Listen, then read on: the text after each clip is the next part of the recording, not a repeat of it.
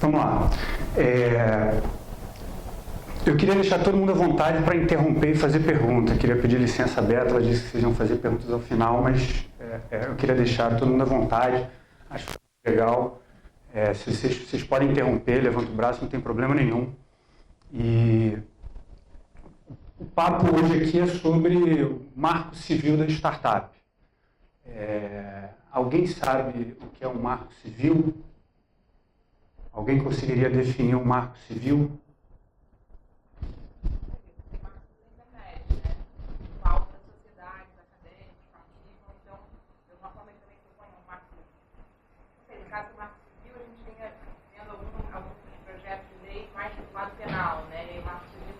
É isso. Legal. Você tem um marco legal, que é o gênero. E aí você tem um marco civil, que é a espécie do gênero marco legal. Assim como você tem, sei lá, pode ter um marco administrativo, você pode ter um marco criminal, são todas espécies do gênero marco legal. Então aqui a ideia é hoje a gente falar sobre o marco civil, que nada mais é do que um framework que você oferece a esse contexto do tema da startup. Então a ideia é a gente refletir sobre a necessidade de um framework específico para a startup, que é o que a gente está chamando de marco legal civil, porque não é criminal, da startup. Então o tema hoje é esse. E startup? Alguém conseguiria definir o que é uma startup? Alguém conseguiria falar para a gente o que é uma startup? Alguém se aventura?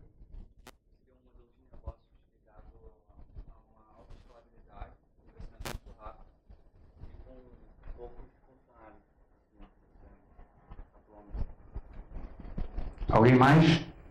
Na área de tecnologia, relacionada com alguma tecnologia, desenvolvimento de alguma tecnologia, alguma inovação tecnológica. Tá bom. E tecnologia, como é que se definiria tecnologia? Alguém mais? Startup. Então como você, eu vou oferecer para o amigo aqui que se aventurou. Então fica aqui pela coragem, pelo risco. Olha aí. Vamos lá. Então o tema hoje é esse. A gente definir marco legal, marco civil é mais fácil. Então é colocar esse framework, ter uma legislação específica para um tema que é startup. E aí é o core do nosso bate-papo aqui hoje. O core do nosso bate-papo aqui hoje. Eu queria me apresentar e falar um pouco do meu relacionamento com as startups e para onde que eu vou levar vocês hoje. Então, um pouco de contexto de onde eu venho para onde é que a gente vai. E aí, eu já me relacionei com esse tema de startup de várias formas, com vários chapéus. Como gestor público, como advogado, como empreendedor, como investidor, como mentor de startups. E aqui a parte acadêmica, a professora Roberta já me apresentou. Como cofundador, eu tive o prazer de fundar algumas startups. Uma delas deu muito certo, que foi a Menu, que era uma empresa de capital aberto, uma empresa de algoritmos para e-commerce. Então a gente resolvia os problemas de grandes sites de e-commerce com ferramentas de busca e algoritmos de recomendação, enfim, extremamente sofisticados e parrudos do ponto de vista tecnológico. Foi uma história muito bacana, porque a gente teve a oportunidade de pegar a tecnologia pura na Universidade Federal do Amazonas. A gente encontrou alguns pesquisadores lá incríveis nessa área específica para desenvolver os algoritmos. Com eles, a gente desenvolveu o produto, montou a equipe, inseriu no mercado, ajustou, escalou e foi comprado por uma empresa de capital aberto por 58 milhões depois de 5 anos. Os números são públicos, é uma empresa de capital aberto, teve fato relevante. Então, uma história muito bacana, uma história muito bonita e uma história que me ensinou muito, porque eu estava à frente, como cofundador, de 100% das questões jurídicas relacionadas, e aí vocês vão ver um pouco mais do que eu quero dizer com 100% das questões jurídicas relacionadas mais para frente. Como mentor e colaborador, sempre eu tenho 2 amigos aqui que uma honra ser mentor deles, advisor da Winning, que é uma empresa que vocês vão ouvir falar muito em breve. E aqui na PUC tem um relacionamento com Gênesis também, de mentoria de algumas startups. E, no mais, como advogado, minha primeira escola foi o Escritório Barbosa no Musnick Aragão. Eu brinco que eu fui estagiário fundador, ainda era Barbosa e Musnick. O Aragão era cliente. Enfim, é uma escola importante. Então, esse é o contexto do qual eu venho, e aí vou levar vocês para esse esforço de pesquisa que eu venho fazendo nos últimos 3 anos, no sentido de tentar entender para o direito brasileiro o que é uma startup. O que é uma startup para o direito brasileiro? Vamos lá. Primeiro eu fui buscar, antes da gente falar das definições, falar um pouco de história. Né? Qual a origem da startup? De onde vêm as startups? Então, tem gente que defende, por exemplo, que as startups, que as navegações, as descobertas, Pedro Álvares Cabral, Cristóvão Colombo e o modelo de financiamento dessas empreitadas pode ser visto como uma startup. Então, o financiamento dos reis, rainhas, dos nobres, aos navegadores, aos navios, às frotas, que isso tem um modelo de risco que pode ser tido como a origem das startups. Tudo bem, beleza, mas o modelo que a gente vive hoje é bem diferente. E como é que vive, qual a origem do modelo que a gente vive hoje? A origem desse modelo é no pós-Segunda Guerra. Então, durante a Segunda Guerra, o governo americano financiou muita pesquisa, inovação, a boa parte dela ali no território onde hoje é o Vale do Silício, a costa oeste dos Estados Unidos, ali veio a bomba atômica, dali veio os computadores que decifraram os códigos e uma série de outras pesquisas foram financiadas com muito dinheiro americano no momento da guerra.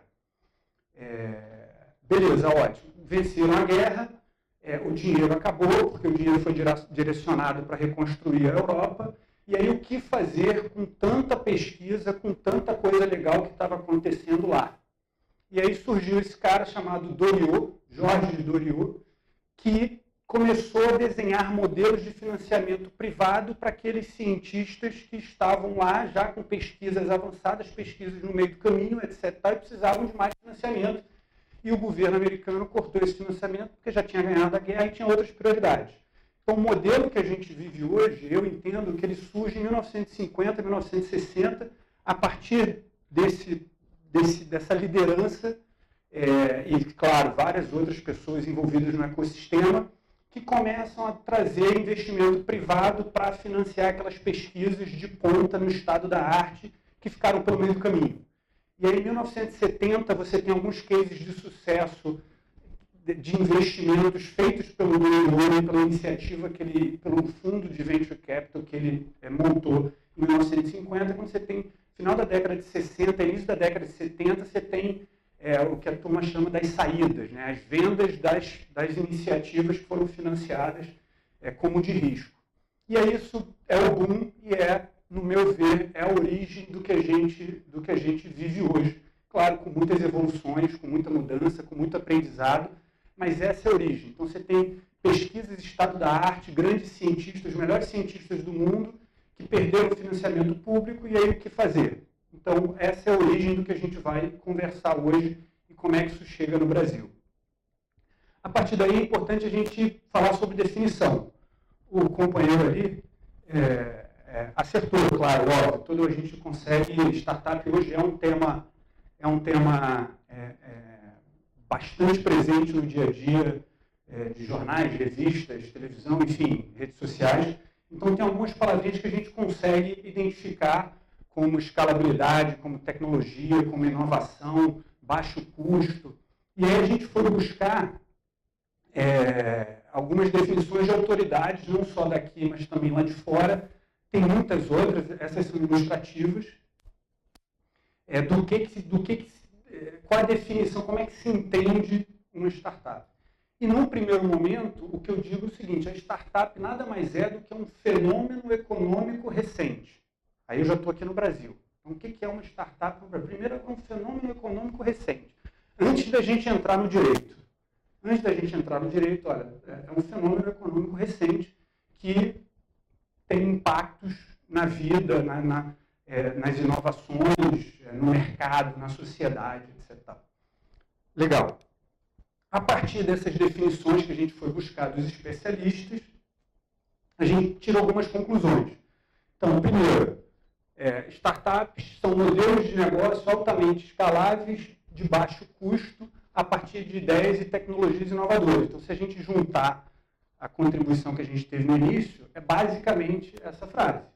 A partir daí, a gente tem, e aí eu provoquei o que é tecnologia, o meu foco de pesquisa, o meu foco de atuação são tecnologias digitais, de internet, computacionais. Mas startups não necessariamente são só empresas de tecnologia de internet computacionais. Você tem de biotecnologia, por exemplo. Então, não necessariamente são empresas de software, mas o meu foco de pesquisa e minha atuação, minha experiência é voltada, é focado a inovações tecnológicas computacionais. Legal. A partir daí, risco. Risco é um elemento básico, fundamental da startup. E aí, incertezas de todo tipo, mercadológicas, tecnológicas e jurídicas. Então, a partir daí a gente começa a ter uma definição mais clara, sem entrar no direito ainda. A partir daí a gente já tem uma definição de algumas palavrinhas-chave. Escalável, baixo custo, ideias tecnológicas inovadoras, risco mercadológico, jurídico. Beleza, vamos lá. Aí a gente chega no direito brasileiro. O que é uma startup para o direito brasileiro? Não há uma legislação sequer que se proponha com autoridade a abordar essa questão. E é a partir daí que a gente começa a pensar esse framework para startup no contexto brasileiro, que a gente chama de marco civil da startup. Então, como é que a gente começa a partir de entender a origem, a partir de entender a definição, a partir de entender o conceito, como que a gente, olhando do direito agora, absorve a startup, porque independente, tem um parênteses que é o seguinte, meu esforço de pesquisa ele começa no mestrado na FGV Direito, aqui do Rio, que eu defendi uma dissertação que o título era o seguinte: o direito brasileiro rege, mas desconhece a startup. Então, independente de existir na legislação brasileira normas, regras, regulação específica sobre startup, as startups precisam cumprir com 100% da legislação brasileira. Então, é nesse sentido que a gente começa a refletir, discordar e apresentar a necessidade de se ter um framework, de se ter o marco civil da startup. Nesse contexto, essa é a minha maior contribuição de hoje. Vou parar aqui um pouquinho para explicar, para falar isso. Trouxe aqui algumas cópias para ficar mais fácil. Sair, tem mais aqui, ó. Então, vou me ater aqui um pouquinho, que esse, na verdade, é a partir daí que a gente começa a identificar a necessidade de um marco civil para a startup. Primeiro, legal, como que a gente entende a startup para o direito? É um arranjo institucional complexo, que é isso aqui. Então, por direito, a gente defende que uma startup nada mais é do que um arranjo institucional complexo. Beleza. E aí, essa é a 17ª versão desse esforço de pesquisa. Aqui é o processo que eu passei para chegar nessa versão. Então, aqui tem algumas formas que isso aqui sou eu pesquisando, desenhando com um grande amigo designer, sobre como é que eu poderia representar de forma gráfica o que é a startup para o direito brasileiro. Legal. Então, vamos explicar isso. E a leitura aqui é para ser feita da seguinte forma. dentro para fora. Então, é uma visão holística, uma visão 360 graus sobre todos os aspectos jurídicos que uma startup, ao longo do seu ciclo de vida, precisa estar atenta, precisa tratar, precisa cuidar. Legal. Aí eu dividi em 6 áreas estratégicas. Então, todo o direito relacionado a uma startup eu dividi em 6 áreas estratégicas. Eu comecei com 11, eu cheguei a ter 5 áreas, eu fui para 9. A última versão, na verdade, a penúltima versão, tinha uma área que era específica de contratos, mas aí eu refleti que não, contratos está em tudo.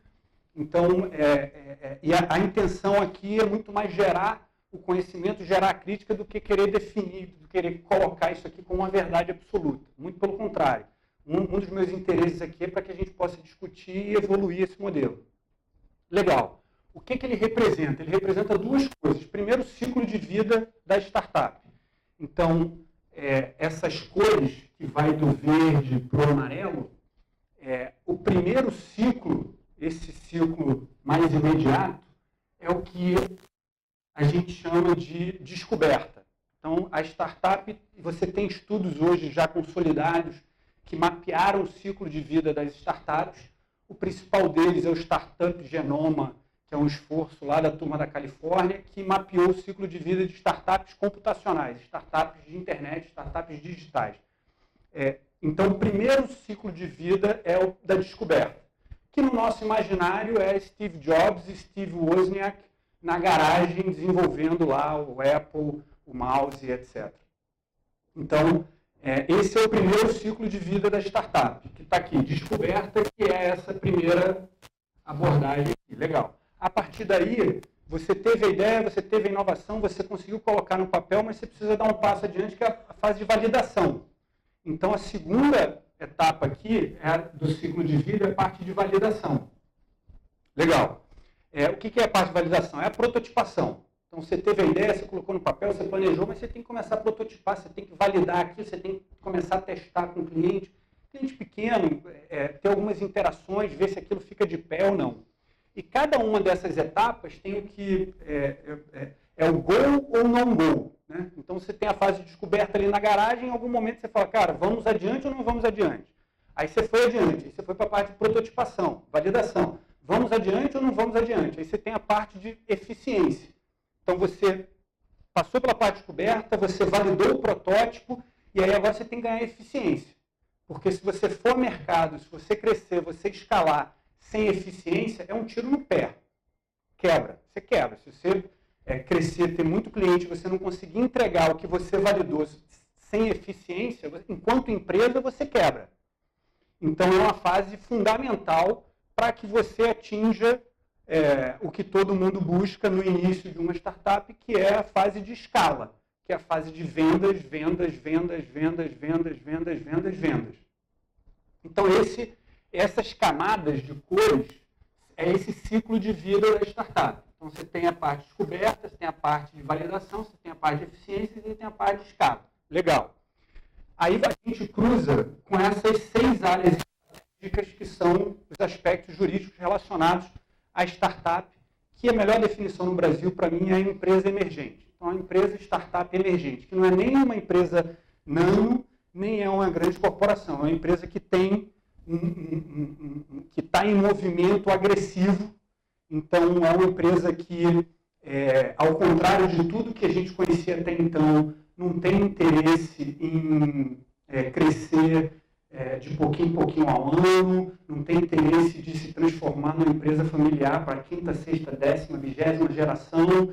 Então, assim, a gente vai falar na sequência sobre essas características elementares da startup. Tem uma observação aqui que é o seguinte: quando eu comecei a fazer esse esforço de pesquisa, a partir da minha experiência profissional, comecei a entender que, cara, é um organismo diferente. A startup é um bicho diferente.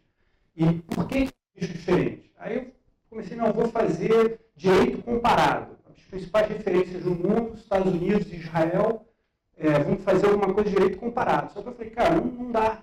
Porque não tem nada no Brasil, não tem um livro escrito no Brasil, a não ser de coletânea de artigos, sobre um livro profundo, denso sobre startup. Você não tem um entendimento claro sobre o que é startup. Então, como é que eu ia comparar algo no Brasil que a gente não tem um entendimento claro com algo nos Estados Unidos ou com algo em Israel? Eu falei, pô, não dá. Aí eu falei, pô, tenho que mapear primeiro o que é isso no Brasil para fazer o direito comparado e aí, na sequência, para propor algo novo, para propor um marco civil, um marco legal da startup. Que eu também queria, mas eu falei, cara, antes de eu propor qualquer coisa, eu preciso entender do ponto de vista acadêmico, do ponto de vista teórico, profundamente o que é isso. Legal, então eu fiz esse mapeamento, que foi a primeira etapa, todos os Estados Unidos para fazer, não direito comparado, porque eu não tenho nem experiência, nem tempo, nem interesse de ficar expert no direito americano, mas o que eu estou chamando de direito iluminado. Então eu estou lá fazendo uma pesquisa para me iluminar com as melhores práticas e trazer para cá, nesse esforço de, ao chegar aqui de volta, propor um framework, propor um marco legal específico para a startup. Então, esse é o contexto disso. Legal. Então, nas áreas estratégicas, a gente tem aqui sociedade, que são os aspectos societários, a financeira, a parte de propriedade intelectual, a parte trabalhista, a parte tributária e o dia a dia operacional da startup. Legal. E aí, em cada uma dessas fases, a gente mapeou com essas bolhas o que deve ser tratado. Então, na fase de descoberta, o que deve ser tratado de societário, financeiro, propriedade intelectual, trabalhista, tributário, etc. E o tamanho da bolha é referente à relevância do tema para a startup. Então, se vocês verem aqui, por exemplo, propriedade intelectual, software é uma bolha gigantesca, porque é o nosso foco, então o software é absolutamente estratégico fundamental. A mesma coisa aqui, você vê a área trabalhista, o tamanho quando trata funcionários, a parte societária, acordo de sócios. Então, o tamanho da bolha indica a relevância do tema naquele tempo, daquele estágio no ciclo de vida de uma startup. Então, foi a forma de a gente, num gráfico só, representar o que é uma startup para o direito, um arranjo institucional complexo. Aí tem umas analogias que foram surgindo. Então, pô, isso parece uma teia de aranha. Quanto mais o empreendedor se mexe, mais ele se enrola nessa teia de aranha. Então, e aí a intenção quanto mais a gente entender dessa teia de aranha, mais fácil vai ser a gente caminhar por ela sem se enrolar. Então, a ideia é que isso aqui sirva como um cockpit de monitoramento e controle de gestores, de investidores, de quem precisar documentar uma startup hoje, quem estiver comprando uma startup hoje, quem estiver vendendo uma startup hoje. Então, isso dá um bom cockpit de controle das questões jurídicas relacionadas. Tem quase 90 bolinhas aí. Certamente não é uma equação matemática, é um conceito. Vocês devem perceber aí que eu deixei algumas bolinhas em branco, exatamente para passar essa ideia. Não é um cisaure aí, mas tem muita coisa aí que pode ajudar. Então, esse é o meu esforço de, cara, legal, agora a gente tem um mapeamento, um entendimento do que seria uma startup do ponto de vista do seu ciclo de vida, das suas características, para evoluir para algo como um marco legal ou como um direito comparado. Beleza, esse é um mapeamento. Mas quais são as características elementares da startup? O que fazem com que uma empresa startup seja completamente diferente de uma corporação? O que faz com que uma empresa startup não seja simplesmente uma limitada, uma EIRELI, uma MEI, uma SA? E aí a gente começou a ter um olhar mais qualitativo e não só de mapeamento sobre essa dinâmica desse organismo, desse fenômeno econômico recente, que é a startup. Legal. Então, a primeira coisa é o seguinte, uma característica fundamental da startup é crescer rápido ou fechar. Então, em muitos casos, inclusive, a startup está indo bem, ela está crescendo 5% ao ano, ela está dando lucro já, um pouquinho de lucro ali, dividendos, mas mesmo assim os sócios decidem fechar. Então, isso é novo no contexto do direito brasileiro. Por quê? Porque o modelo de negócio que fizeram com que os sócios participem, que fizeram com que o dinheiro, os investidores participem, para remunerar esse esforço inicial longo, é necessário escalar. É parte da essência da startup você escalar o modelo de negócio, não só a tecnologia. E aí vem o desafio da gente conseguir escalar o direito. Como é que a gente cria um arcabouço jurídico institucional escalável para esse organismo novo, recente? O direito nunca foi pensado dessa forma, de você criar, muito pelo contrário, como os arcabouços jurídicos institucionais de quem criou a lei das SA, por exemplo, era como aquilo ser perpétuo, durar gerações, e não necessariamente ser um crescimento escalável, dinâmico, rápido, num curto espaço de tempo. E isso tem influências societárias, tributárias, trabalhistas, enfim, mil.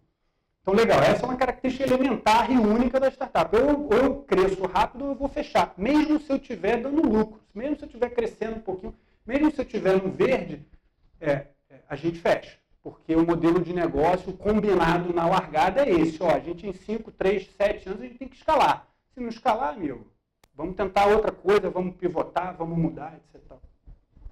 Esse crescimento rápido ele tem que ser necessariamente com lucro, porque existem alguns modelos em que a empresa ela continua crescendo mesmo sem dar lucro. No WhatsApp, na Amazon. É isso. Cara, sem dúvida precisa ter lucro. No final, o processo ele pode ter etapas sem lucro, mas para onde você quer ir precisa ter lucro.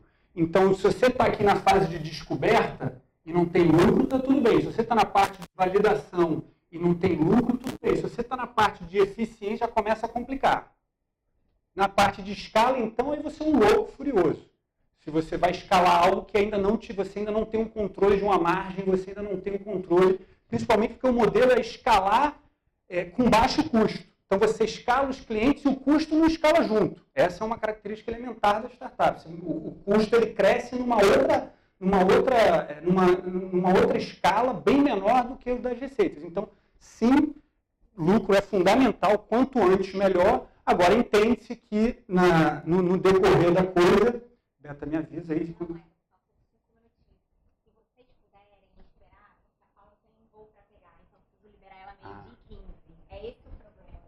Eu posso ficar mais. Você pode ficar mais. Tá bom. Então, crescer rápido ou fechar. Essa é uma característica elementar que precisa ser considerada quando a gente for enfrentar o marco legal, o marco civil da startup. A transitoriedade societária. O que eu quero dizer com isso?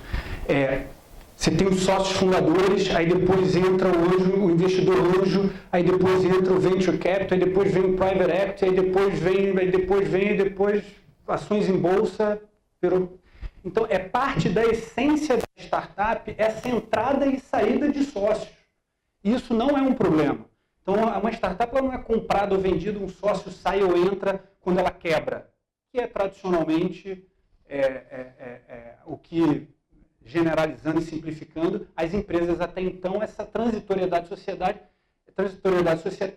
era muito mais estática e menos dinâmica do que numa realidade de uma startup, que é parte da essência. Entrar e sair sócio é parte, não pode ser um problema, tem que ser simples, tem que ser fácil, a empresa tem que ser preparada para isso. E aí, esses são os sócios, os fundadores, os investidores anjos, depois o venture capital, depois o private equity, e funcionários que se destacam também, ganham stock options, viram sócios. Então, essa dinâmica societária é única, é específica e precisa ser tratada dessa forma. Bulhões Pedreira, quando criou lá em 76 a lei das SA, ele não estava pensando, ele sequer conhecia esse modelo. Esse modelo não tinha chegado, nem fumaça dele aqui no Brasil.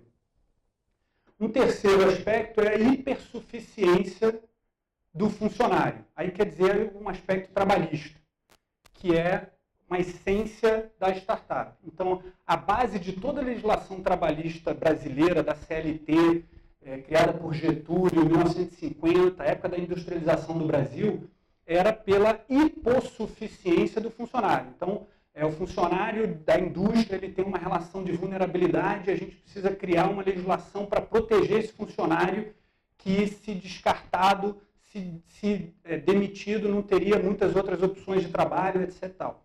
Legal. Isso não é a realidade da startup. A startup, na verdade, de forma geral, ela que é vulnerável em relação aos funcionários que lá estão. Os funcionários que trabalham numa startup estão lá porque querem, tem zilhões de outras opções de trabalho no mercado. Então, aí a gente fez essa contradição com, em vez de falar de hipossuficiência, é a hipersuficiência do funcionário numa startup. E como é que a gente trata isso? Como é que a gente trata a startup como o elemento vulnerável dessa relação de trabalho, sobretudo no início? Sobretudo quando a gente está na fase de descoberta, de validação, de eficiência, com uma escala diferente, que aí você já vira um outro tipo de empresa. Mas nessa largada, nesse maior, como é que você lida com a legislação trabalhista que foi criada para proteger um funcionário hipossuficiente de uma área industrial nesse contexto? Legal. Então, esse é um aspecto fundamental que a gente precisa considerar quando for tratado o marco legal do marco civil da startup. E, por fim, isso aqui são só 4. Tem alguns outros. Por fim, tem a relevância estratégica do sócio minoritário. Então, você tem uma dinâmica na startup que é o seguinte: um sócio minoritário que saia de uma startup, ele pode... aquela startup pode desmilinguir, aquela startup pode... por mais que o sócio majoritário tenha dinheiro, tenha poder, tem alguns sócios minoritários em startups que tão estratégicos, são detentores de conhecimento científico tão relevantes, que se ele sai, a startup perde um valor e, em muitos casos, não consegue sequer ficar de pé. Então, é algo que não existia até então. Até aqui, o sócio majoritário com muito dinheiro, muito poder, consegue, nas empresas tradicionais, na indústria, etc., levar adiante a empresa com a saída de um sócio minoritário. É raríssimo, para não dizer que não existe, uma dinâmica até aqui, sem falar de startup, de um sócio minoritário que, se sair do grupo societário, a empresa vai quebrar. Isso na startup é bastante comum, de você ter sócios pequenos que, se saírem, não conseguem, a startup não consegue seguir adiante. Então, como é que a gente trata essa questão, que é uma nova questão, que é uma questão dentro desse novo marco que a gente quer propor, dentro dessa nova lei que a gente quer avançar? Eu tenho mais alguns minutos? Não? Na verdade, tem mais um minutinho. Tá bom. E aí a gente faz o seguinte, a gente fala com Mas eu preciso só de um minuto. Tá bom. Só um minuto resolve. Tudo bem, então essas são as características fundamentais da startup, essenciais, na verdade, elementares, que distinguem ela como um organismo próprio de características específicas. Legal, mas ela não é só isso. Ela também tem o dia a dia de uma empresa como outra qualquer e de questões sofisticadas do direito que precisam ser absorvidas também nesse contexto do marco legal da startup. E eu listei aqui 4, que são 4 questões que requerem muito conhecimento jurídico, muita sensibilidade, muita sofisticação e que podem quebrar uma empresa, podem quebrar uma startup se não forem tratadas corretamente. Então, a gente não só tem os elementos fundamentais essenciais da startup, mas a gente também tem vários outros que dizem respeito a qualquer outra empresa e que são fundamentais para a startup. Então, saída hostil de sócio é uma dinâmica que quebra muitas empresas e precisa ser tratada também. Né? Parte tributária, que tem que ter um planejamento conservador, que tem que ter, se preparar para isso. Em 2, 3, 4, 5 anos, como qualquer outra empresa no Brasil, vai aparecer um passivo tributário, a Receita Federal vai mudar um entendimento de uma norma, e isso cria, da noite para o dia, um passivo gigantesco para uma startup que vinha até então fazendo sua história, ou qualquer outra empresa que vinha fazendo sua história bacana, legal. No caso da startup, calote de cliente relevante. Então, quando você está ali no começo, você pega um primeiro contrato grande, que representa, às vezes, mais de 50% da sua receita, aquele cara não te paga, é complicado. Como é que você lida com isso? Que tipo de cláusula, que tipo de contrato, que tipo de salvaguarda você tem que prever para que, se esse cara que é dono de 50% da tua receita ou mais, te der um calote ou atrasar um pagamento, como é que você tem fôlego para ficar de pé? Então, tem estratégias jurídicas para tratar disso. E ataque de hackers, que hoje não só grandes empresas, mas startups também. E como é que você lida com ataque de hacker do ponto de vista trabalhista, porque às vezes são funcionários que colocam dispositivos dentro do código-fonte da empresa, aspectos criminais, trabalhistas, enfim, contratuais de responsabilidade, Então, isso são questões que não são só específicas da startup, mas que precisam ser tratadas dentro dessa essência da startup. Muito obrigado.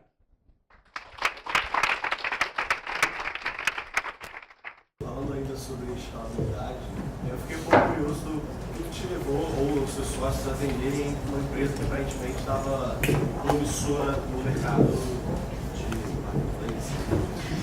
Cara, excelente pergunta. Alguns aspectos, alguns intrínsecos da dinâmica do nosso time, da nossa empresa, da nossa tecnologia, outros externos de mercado, de clientes, etc. Então, internamente, a gente já estava com um número muito grande de sócios.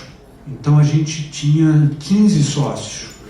E aí já fica mais difícil de você fazer movimentações rápidas, você tomar decisões de mais risco.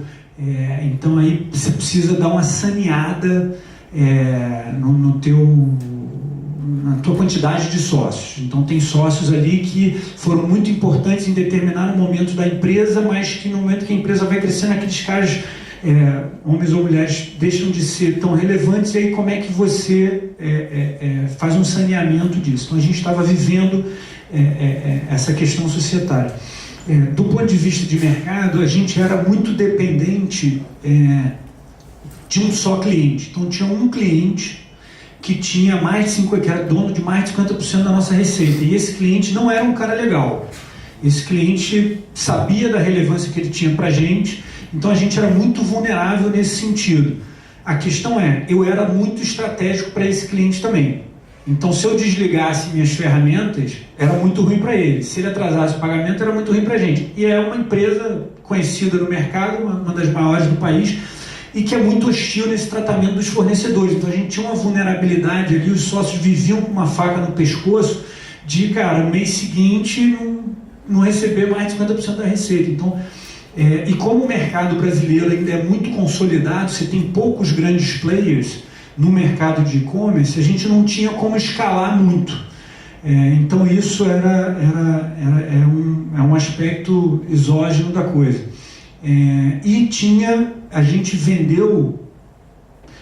vendeu em 2015, que foi um momento que o Brasil estava com uma intranquilidade nos mercados, a instabilidade política começa ali. Opa, quase que eu vou.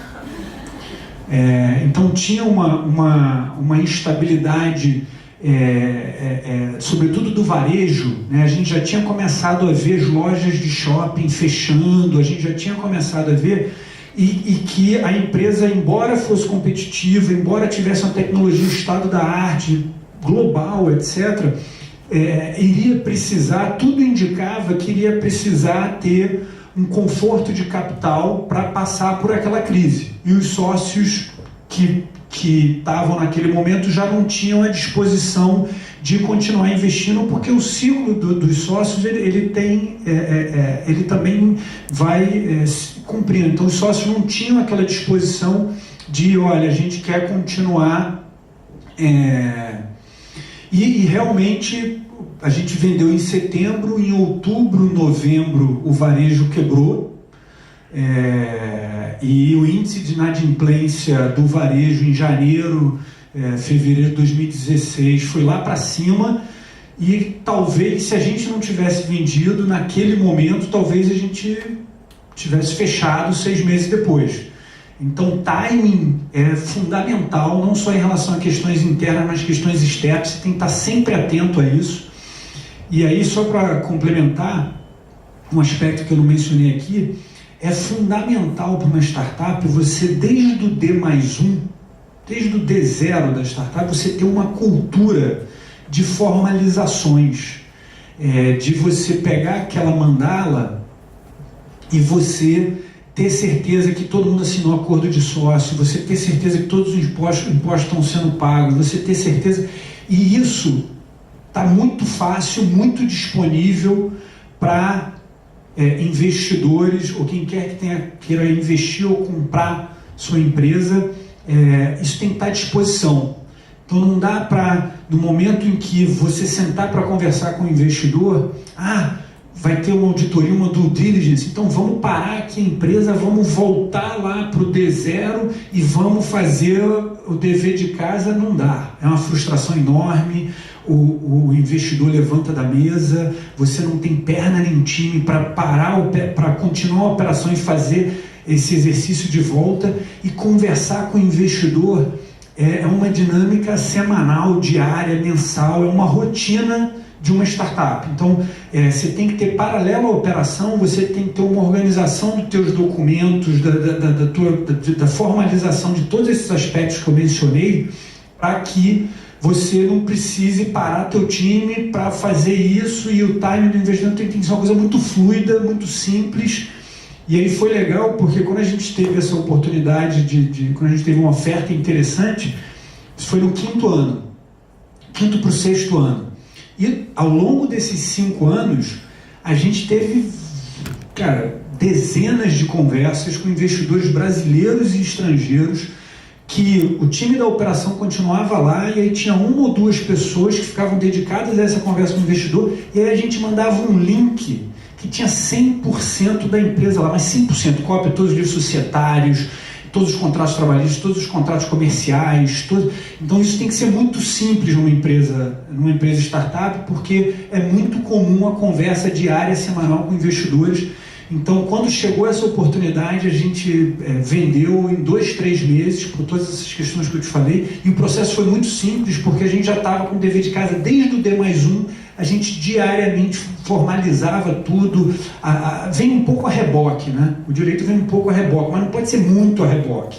Então as decisões eram tomadas, as coisas aconteciam na empresa e a gente vinha com um backlog, ajustando tudo, formalizando tudo, etc. Quando a gente senta com os investidores, eu mandei um link, estava aí, o pessoal perguntava, não, mas isso, eu falei, tá lá. Não, mas isso, tá lá. Isso, tá lá.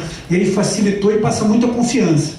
Sobretudo na hora de decidir preço ali, que o pessoal fica procurando coisa para baixar preço, etc. Então, foi um momento muito importante, foi uma estratégia muito importante, que me deu segurança quando, desde o D0, eu estava lá fazendo essa coisa, mapeando. Quando eu vendi, e hoje tem 3 anos, uma lisura, tudo certo, todas as questões trabalhistas, tributárias, societárias, não teve absolutamente nenhum problema. É o que me deu muita segurança para desenvolver esse trabalho de pesquisa. Falar, não existe, não tem um livro, não tem nada, mas a gente fez, a gente vivenciou isso. Como é que a gente transforma isso em algo teórico, em algo que possa ser replicável a partir da experiência prática? Então a gente vendeu por questões internas societárias e também questões internas mercadológicas, e o timing foi absolutamente fundamental. Se a gente tivesse ficado mais 2 ou 3 meses com a barrigada que o mercado de varejo deu e o índice de inadimplência, a gente não teria fôlego enquanto startup para manter 6 meses de vida, porque aí a gente já estava relativamente grande, com 100 funcionários, com faturamento de 10, 15 milhões. Então é um pouco de sorte. Assim, primeiro parabenizar que esse arranjo que você fez é incrível, né? Foi muito interessante. Queria saber em que pé está o marco civil da startup, se ele já tem uma redação, um texto. Queria que você falasse talvez rapidinho, você mencionou o direito comparado, direito combinado, como é que é se existe uma legislação específica, nos Estados Unidos no caso seria estadual, né, cada um dos seus territórios, mas você mencionou Israel também, que é muito forte também na parte de inovação. Queria só, se eu pudesse, não teve tempo, né, dar um panorama. Legal. No que diz respeito aqui no Brasil, marco civil da startup, marco legal da startup 0.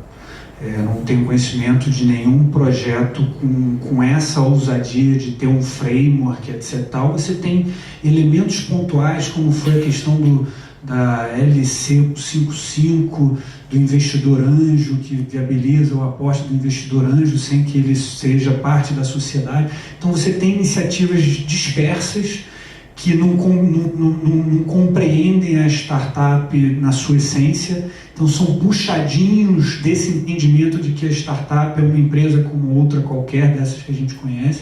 Eu não tenho conhecimento aqui no Brasil de nenhuma iniciativa consolidadora que coloque essa moldura na startup ofereça um regime jurídico específico. Essa é a minha disposição acadêmica, de ativismo, de fomentar o segmento de startups no Brasil. Inclusive, eu estou nos Estados Unidos agora como visiting scholar em Harvard para finalizar um livro a partir disso tudo que eu falei. Então, como uma forma de facilitar para engenheiros, para administradores, para empreendedores, para investidores a lidar com essas questões, com esse gargalo que é o direito brasileiro para esse tipo de venture. Lá nos Estados Unidos, foi interessante, porque eu fui conversar com alguns professores em Stanford e em Harvard, e eu levei esse desenho, e um dos professores lá em Stanford, que é um cara que tem uma história relevante acadêmica na Universidade de Direito de Stanford, mas não só por ser professor e escrever livros e artigos. Stanford tem esse DNA de que os professores lá também são fundadores de empresas, sentam no board de empresas, etc. Eles valorizam muito isso, ao contrário da cultura acadêmica brasileira, por exemplo. E aí foi muito legal a reação dele, que ele falou: cara, você tem que vir fazer um desse aqui nos Estados Unidos, a gente não tem nada, e não existe nada aqui com essa abordagem, com essa... E aí foi o que me incentivou a ir para lá. Eu não acho que eu vou ter condições, porque eu não tenho 10 anos de experiência no direito americano, mas tenho trabalhado com alguns professores para a gente chegar em algo similar. Então esse é um pouco do feedback que eu tive lá. Lá você tem você tem a prática, já vem de muito tempo. A gente está na primeira infância da startup no Brasil, velho. Então vamos fechar aí. O Buscapé e a Acon foram comprados ali em 2005, 2007. A gente está startup, tem 5 anos enquanto ecossistema no Brasil, no meu olhar. Lá nos Estados Unidos você já tem os pipelines muito claros, ou bem mais claros do que a gente aqui, de como é a compra e venda, o investimento na fase de descoberta, quais são as regras, quais são as cláusulas, que é o que eles chamam lá de Series A, Series B, Series C. Então você já tem a prática e caminhos mais consolidados, aceitos, que fazem com que essa interação seja muito mais fluida, que fazem com que as negociações aconteçam de forma muito mais simples. Eles têm essa questão da territorialidade, né, dos estados, que tem muita independência. Uma curiosidade, por exemplo, que eu aprendi lá é que na Califórnia não se aceita o tal do non-compete. Então, não é válido na Califórnia a cláusula de non-compete, de não competição, a não ser quando você está vendendo a sua empresa, mas se você é funcionário e você assina uma cláusula de não competição, isso na Califórnia não vale.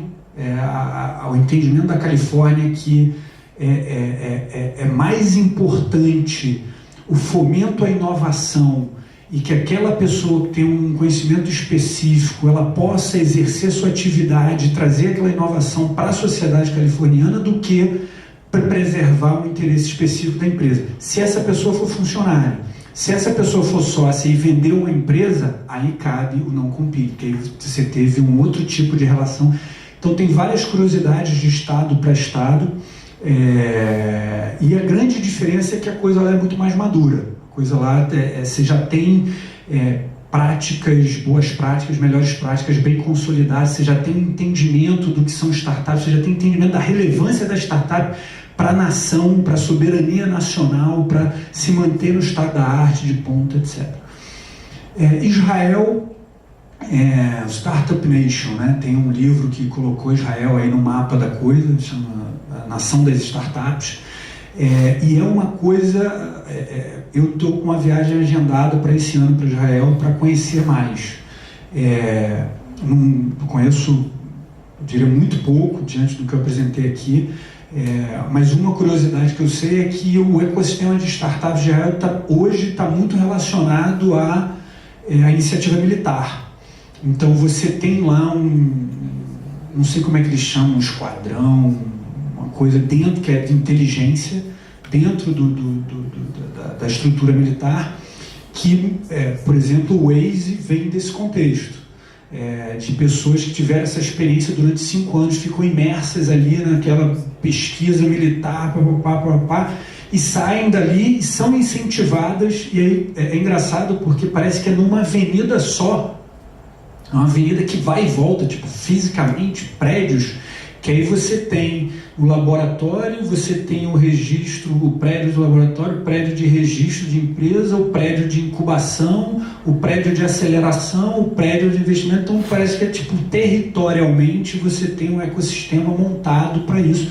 E aí com uma estratégia também de nação, de crescimento, de fortalecimento, inovação, etc. e tal. Mas eu conheço muito pouco do ecossistema de Israel. Em relação a esse Flor da Rua, acho que o governo do estado estava com essa proposta ligada ao porto, né? Não sei como é que está andando hoje, mas a ideia de que você pudesse, desde a fundação ao investimento, fazer tudo ali dentro daquele... É isso, mas eu acho que, assim, enquanto a estratégia ali do Porto Maravilha é bacana, é ótimo, facilita, mas o nosso problema não é o prédio, o nosso problema é o arcabouço jurídico institucional no qual a startup, e é isso em todos esses aspectos que a gente falou, de tributário, societário, trabalhista, como é que a gente desenha isso, como é que a gente cria uma moldura e entende a startup como algo específico que merece um tratamento próprio e que tem um ciclo de vida completamente diferente de tudo que a gente já viu no direito até aqui. Então esse é a minha proposta acadêmica que eu gostaria de ver transformada num marco civil, claro, muito mais debatido, com contribuições de todos, mas essa é a nossa aventura acadêmica, nosso ativismo para fortalecimento do ecossistema de startup aqui no Brasil. Eu queria deixa ela fazer primeiro, eu faço depois, fica à vontade. Você está falando de uma área que é cinzenta, seria startup, e eu vou fazer uma pergunta de uma área que é ainda mais cinzenta, que seriam os novos modelos de negócio dentro da blockchain, principalmente no mundo de criptovares. Queria que você falasse um pouco da sua opinião, para onde isso vai, porque o Brasil tem pouco legislação de startup, mas tem alguma, em relação a criptomoedas, investimento dentro desse mundo, quase nenhuma, no caso da CBN, basicamente vetou esse investimento. Eu queria saber um pouco da sua opinião em relação a isso. Na verdade, o que a gente falou aqui é a startup como, eu chamo de arcabouço jurídico institucional, né? Mas é uma caixinha, o veículo, e dentro pode ser o e-commerce, dentro pode ser o blockchain, dentro pode ser a rede social, dentro... Então, a gente falou mais desse... e aí você tem a vertical blockchain e como isso deve ser tratado. Eu não sou a melhor pessoa para te responder isso, mas eu acho que isso tudo que a gente conversou hoje se aplica a toda e qualquer iniciativa que utilize blockchain como uma inovação para a construção de riqueza dentro do Brasil, respeitando as normas jurídicas brasileiras. Então, esse desenho que a gente fez deve ser cumprido, deve ser pelo empreendedor que esteja empreendendo no segmento de e-commerce, no segmento de redes sociais, no segmento de blockchain.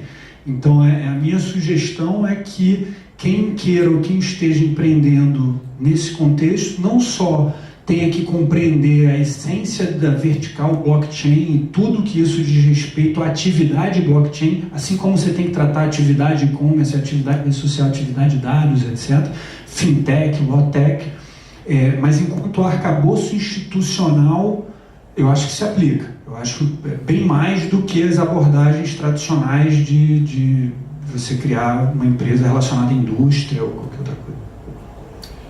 Eu queria te perguntar o seguinte, ela até falou um pouquinho da CVM rapidamente, mas assim, eu queria saber como é que você tem visto o posicionamento da CVM em relação às startups. E eu queria te perguntar como é que você vê assim, o ambiente de negócios no Brasil nesse momento para as startups, porque a gente vive um momento triste nessa parte de pesquisa, ciência, tecnologia, né? Você tem aí, sobretudo na área médica, biotecnologia, um êxodo de muitas cabeças importantes, gente se manifestando publicamente, questionando as políticas governamentais a respeito disso. Então, queria que você falasse um pouquinho sobre isso. Pergunta de professor é mais complexa, mas vamos lá, vamos fatiar. Então, primeiro o CVM. Eu tive uma experiência muito próxima com a CVM. Em 2011 eu criei uma plataforma, a primeira plataforma de equity crowdfunding no Brasil, chamada Eu Sócio, onde a gente queria ser uma plataforma de financiamento para startups. Legal. Aí desenvolvi toda a regulação junto com o professor Isaac e o professor Carlos Augusto Junqueira, que estavam aqui antes da nossa. A gente desenvolveu todo um arcabouço lá em 2011, 2012, achamos uma resolução, um artigo dentro de uma resolução da CVM que foi feito para pequenas empresas lá atrás, que nunca tinha sido utilizado. A gente falou, cara, isso aqui dá para utilizar para equity crowdfunding, e desenvolvemos isso.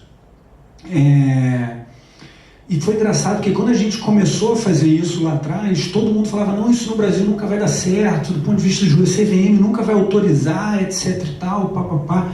E é engraçado porque a CVM avançou, no que diz respeito a equity crowdfunding, avançou pra caramba ao ponto de ter saído uma resolução. Foi o último ato do Leonardo na CVM, o ex-presidente da CVM. Em julho do ano passado, ele fez uma resolução específica de equity crowdfunding, que era o que as pessoas em 2011, 2012 falavam que nunca isso ia acontecer, você é um louco, papapá. E o outro aspecto que todo mundo achava que ia acontecer, não aconteceu. Que a gente vivia um boom de startups ali em 2011, 2012, Porto Maravilha, e iniciativas de parques tecnológicos no Brasil inteiro. Mas a questão é, hoje a gente ainda não tem massa crítica de startups, a gente não tem quantidade suficiente de startups, de empreendedores de qualidade para poderem fazer uma oferta pública de ações numa plataforma de equity crowdfunding. Então, não tem um mínimo de governança e compliance, as startups não têm um mínimo de governança e compliance que a CVM autorizou para a gente seguir adiante. E o meu modelo de negócio no Eu Sócio, eu ganhava um pedacinho de toda a captação que fosse bem sucedida, eu ganhava um pedacinho.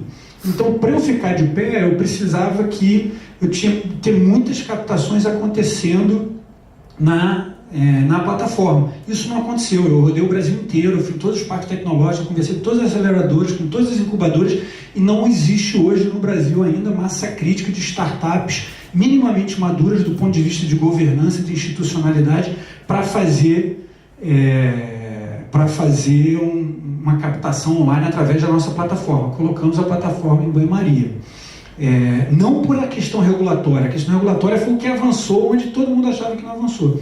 E tem uma fala, o Léo, porque é meu colega lá em Harvard, ele estava como visiting também, a gente fez um papo com ele, tem um vídeo, está online, é 1 hora de papo, ele explicando como foi o amadurecimento dessa legislação, e eu tive uma participação de contribuição de cidadão, enfim, eu já vinha pesquisando isso, e aí bati esse papo com o Léo, a gente gravou, está disponível para quem quiser saber a história de como é que a CVM olhou para equity crowdfunding, especificamente startups, etc.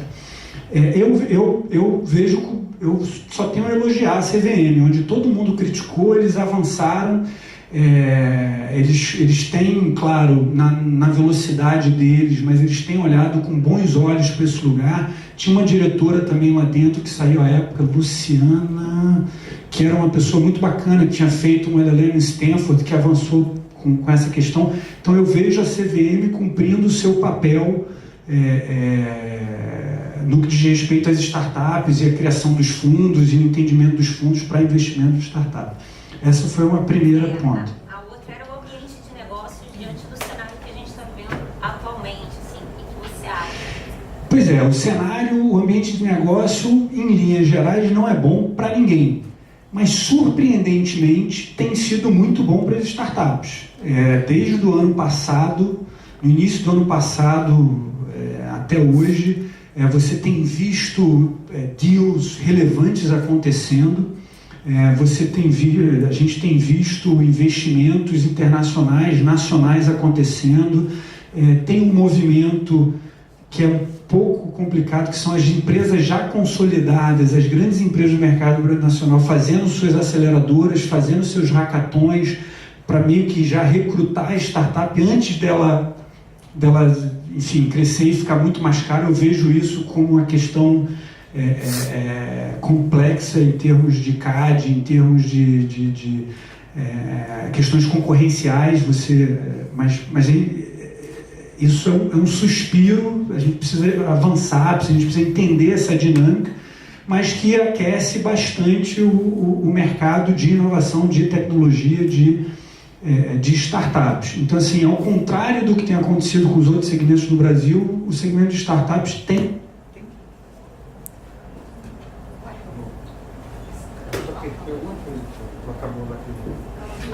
Aqui está funcionando. Então, está acontecendo e tem um aspecto pontual que são os chineses, né? Então, o Brasil está super barato e os chineses estão comprando de ferrovia, startup, a banco, a assets, a tudo. Então, a gente teve no início desse ano as primeiras empresas que foram compradas, adquiridas por bilhão, né, que é o tal do unicórnio, etc. Então você teve lá a 99 Táxi, me ajuda, quem mais? Foram 2 ou 3?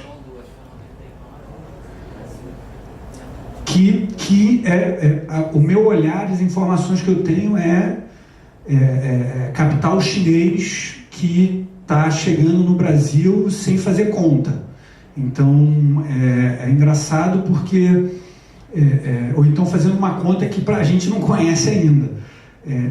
Mas o mercado está aquecido, o mercado de startups, de investimento, de aceleradora, de hackathons, a coisa tem acontecido ao contrário dos demais segmentos que passam por momentos mais difíceis. E do ponto de vista científico, um dos aspectos que a minha pesquisa vai a fundo é que a inovação hoje no Brasil, desse tipo de inovação que a gente está conversando, acontece na sua imensa maior parte nas universidades federais. Então, como é que a gente consegue estimular que as pesquisas das universidades federais de computação, engenharia de software, se transformem em empresas com segurança jurídica? Porque toda e qualquer tecnologia desenvolvida dentro da Universidade Federal pertence à Universidade Federal. A Universidade Federal pertence à sociedade. Então, a pesquisa pertence à sociedade. Aí você, como iniciativa privada, querer explorar aquilo para construção de riqueza, você precisa ter algum diferencial competitivo, aquilo não pode pertencer a todo mundo. Como é que você faz isso com segurança jurídica? Eu tenho mapeado algumas iniciativas das universidades federais, tem uma muito interessante da UFMG.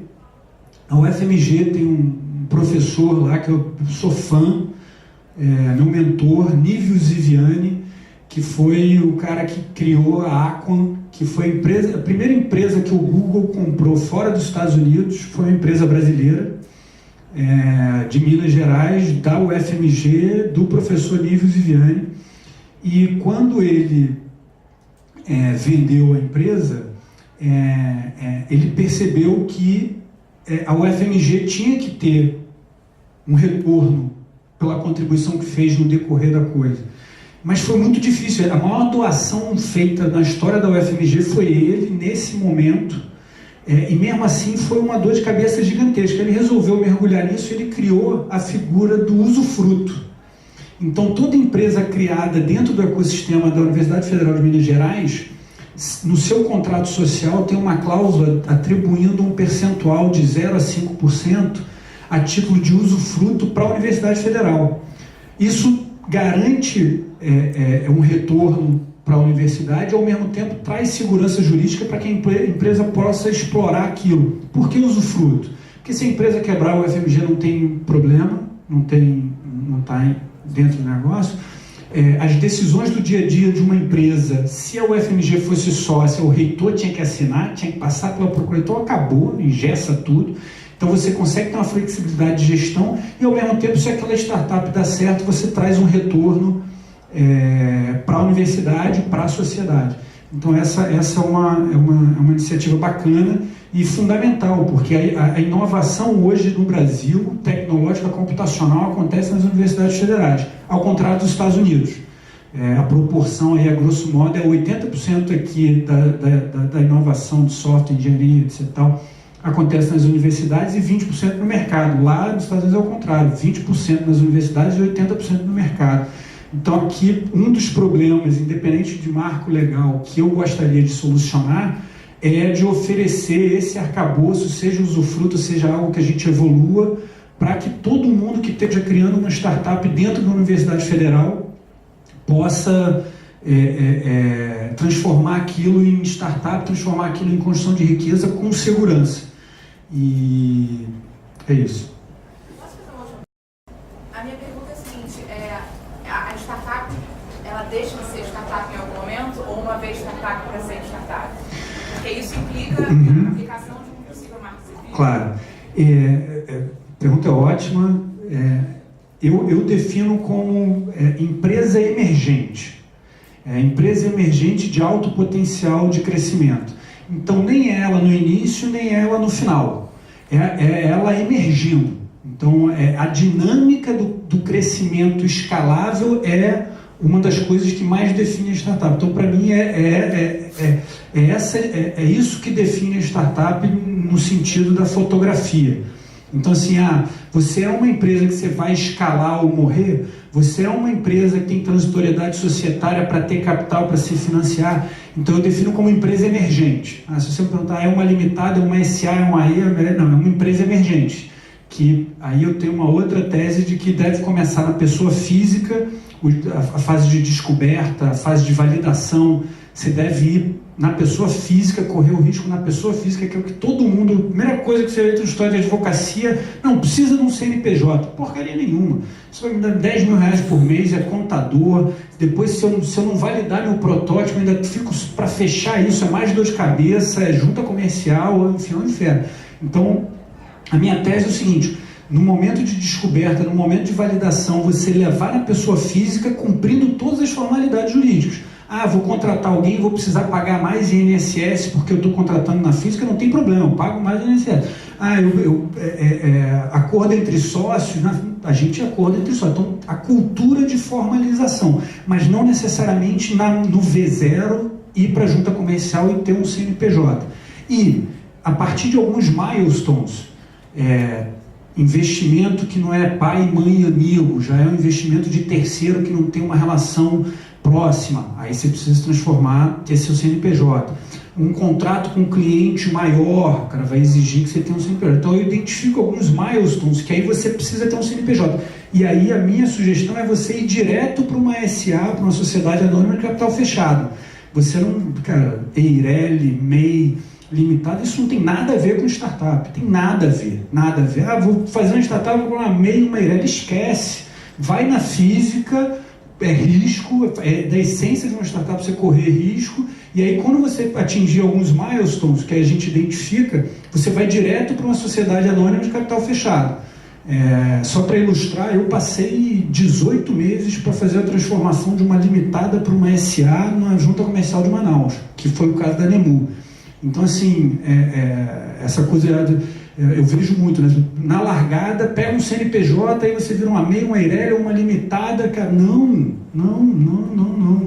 porque isso é mais custo, isso se não se comprovar, isso vai ser mais dinheiro, então, enfim, aí é uma coisa também muito, eu chamo de estratégia societária binária, que você vai da pessoa física para SA fechada direto, sem passar por esses meios do caminho.